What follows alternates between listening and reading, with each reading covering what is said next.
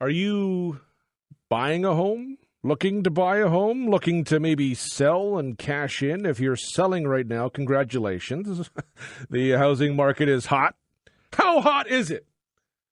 Well, it's real hot. It's really good to be a seller these days. New survey out today has found that the aggregate price of a home in London, forget Toronto, forget Vancouver, we're talking London, experienced double-digit growth in the first quarter of this year. Increased 12.4% year over year to $314,777. This according to a survey released by Royal LePage today. When broken out by housing type, the median price for a standard two-story home saw an increase of 13.9% year over year, up to $348. During that same period, bungalows had an increase of 9.9%, up to $259. Nationally, the price of a home in this country increased 12.6% year over year to $574,000 and change, although it's a lot of change. This issue will be discussed today by the London Association of Realtors. They're holding their annual general meeting at the Convention Centre. Meantime, the Ontario government is considering a tax on non-resident speculators as they look for ways to cool the housing market.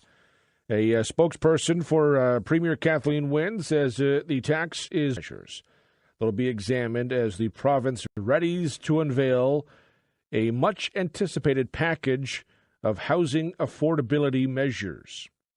The possibility of the tax has been raised as Ontario's finance minister meets today with his federal counterpart and Toronto Mayor John Tory to discuss the issue.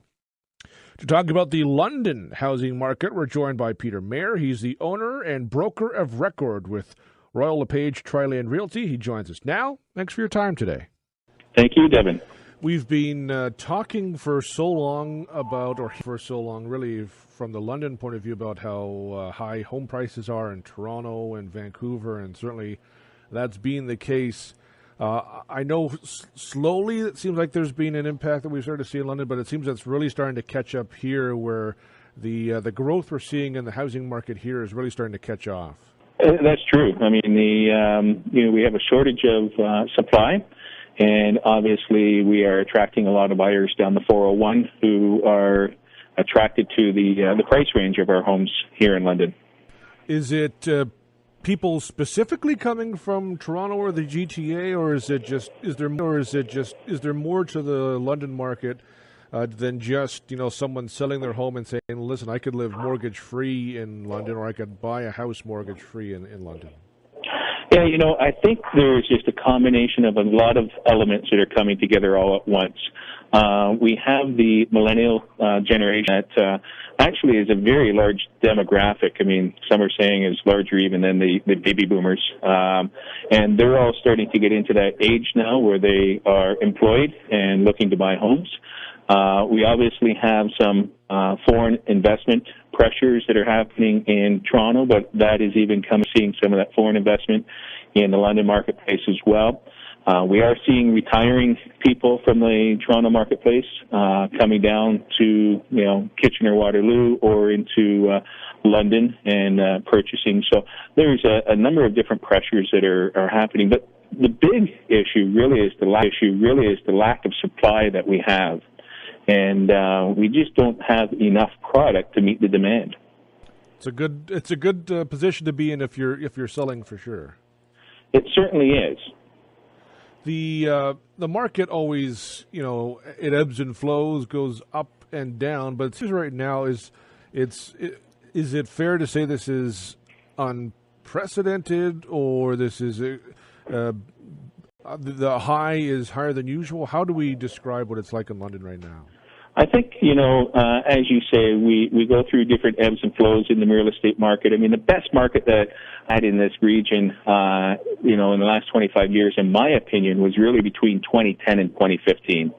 And the reason being was nobody talked about it, which meant we were in a very good balanced market. There was enough supply to meet the demand. buyers had enough time to make educated decisions on the homes that they were purchasing. Sellers were getting a fair incremental increase in the equity of their home, 3 to 5% per year.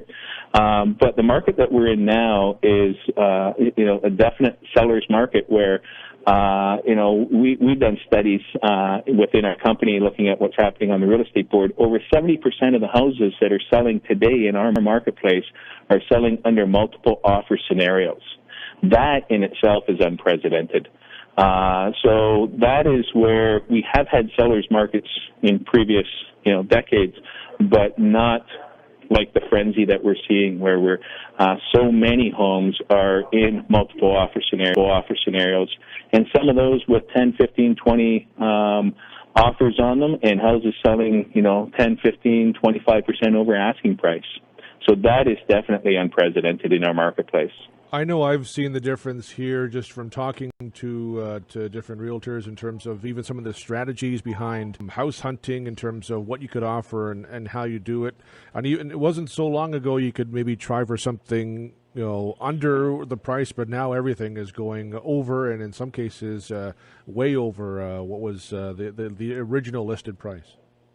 Oh, most definitely. That's as I say, 70% of the homes that are selling for over asking price, which is a clear indication that those homes typically are in multiple offer scenarios. So there definitely is a frenzy of activity on the properties that are currently out there. Certainly 2016 was a good year. This first quarter of 2017 certainly shows no signs of slowing down. How long do you think this type of environment will last? I wish I knew the answer to that, Devin. However, all indications that have been available to me to kind of look at, and from our national organization and LePage Canada, all indications seem to show that we're in this for another better part of this year, if not going into next year. Now, there's a lot of things that can happen to change desire for purchasing, rather quickly. We could have a sudden 2 or 3% increase in interest rates, which I don't think is going to happen.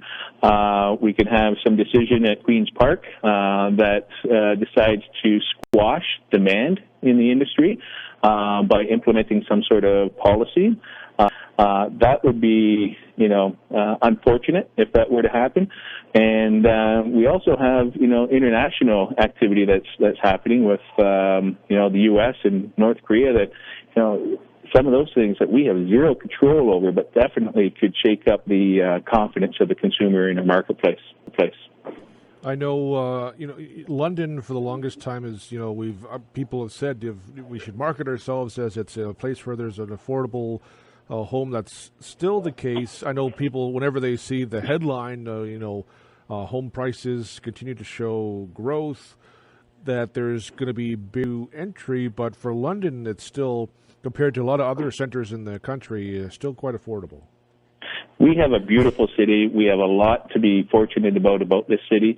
It's a great place to live. It's a great place to raise your family. And the actual average price of a home in London is so reasonable compared to other cities across the country, our size, a little bit larger. And, the market that we're in, we have to really take a different approach. A lot of people are talking about the frustration of this marketplace. We should be excited about this. And, in fact, that's the approach that we take with, within our salespeople and trying to get them to work with their clients, and the fact that, it's a changed marketplace, but you know what? We have a lot of buyers who want to buy product. That's a good thing. What I'm afraid of is the government implementing rules to maybe squash the demand for a product.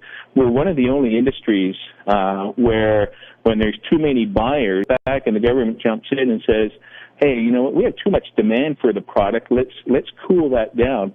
Most other companies or businesses would be so happy to have that problem that they have too much demand for their product, but they look at the other side of the equation. They say, how can we increase the supply then? And I think that's really where the influence has to be put on, is what can we do from a municipality standpoint, from a Ontario government standpoint, to help increase the supply of the product and not try to squash the demand for the product. Hypothetically, what could the province do that would concern you if they were to do something that would impact, I guess, Toronto, but also London? Well, there's talk of putting in a 15% foreign investor tax, similar to what happened in Vancouver. Whether or not that's, they're talking about just doing that in the Toronto marketplace. Well, if they do that just in the Toronto marketplace, then, the demand just moves down the 401 then. And so, that actually might be good from the standpoint of we'll have more buyers coming down the 401 if that tax is just within the Toronto marketplace. But anytime you have, I think, there's no freer industry business than real estate, where it's a pure supply and demand type of industry. And anytime you have government influence going in and trying to, maneuver and fool around with the pure demand and supply, I think that, can have a lot of negative impact in other areas that you didn't foresee when you implemented the policy in the first place. Peter, I certainly appreciate your time today. Thank you very much. Devin, thank you very much. You have a great day.